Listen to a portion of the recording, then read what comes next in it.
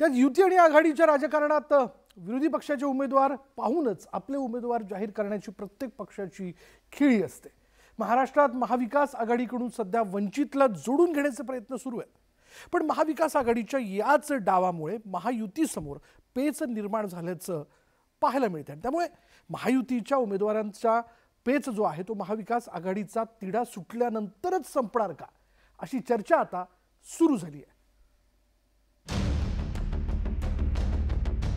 भाजपनं सगळ्यात आधी लोकसभा उमेदवारांची यादी जाहीर करत देश पातळीवर आघाडी घेतली आहे, पण महाराष्ट्रात मात्र भाजप आणि महायुती अजून तरी पिछाडीवरच असल्याचं दिसतंय।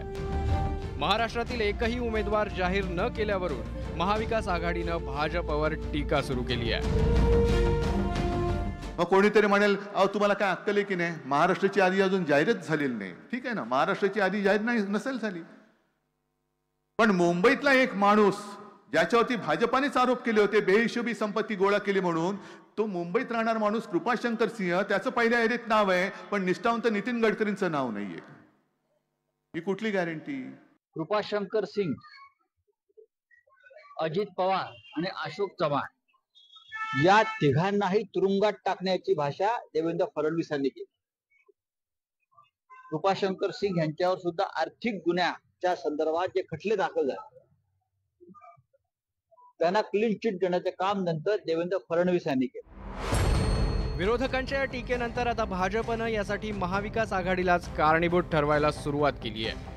महाविकास आघाडीमुळेच महायुतीचं जागा वाटप लांबल्याचं अप्रत्यक्षपणे भाजपचे नेते सांगू लागले आहेत। महायुतीचं सरकार आहे, महायुतीच्या सरकारमध्ये जागांचं पहिल्यांदा वाटप होईल आणि त्याच्यानंतरच ही महाराष्ट्रातील लोकसभेची उमेदवाराची यादी जाहीर होईल।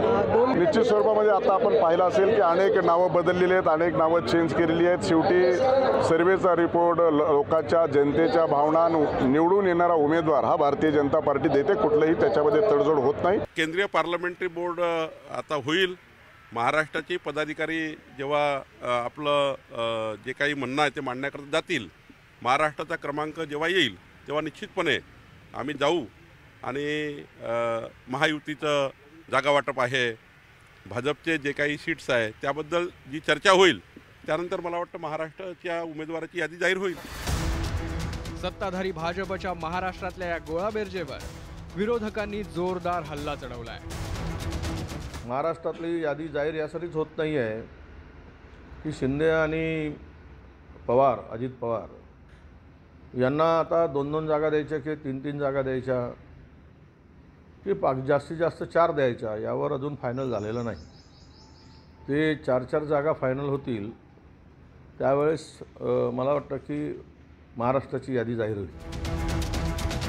महाराष्ट्रातलं राजकारण गेल्या 4 वर्षात पूर्णपणे बदललंय।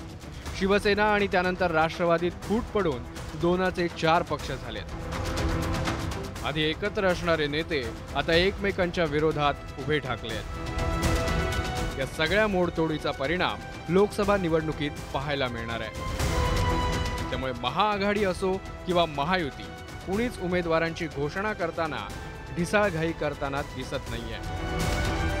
त्यामुळे आता महायुतीचा महाराष्ट्रातील उमेदवारांचा हा पेच कधी संपतो हे पाहणं महत्त्वाचं ठरेल। Bureau report, news 18 Lokmat.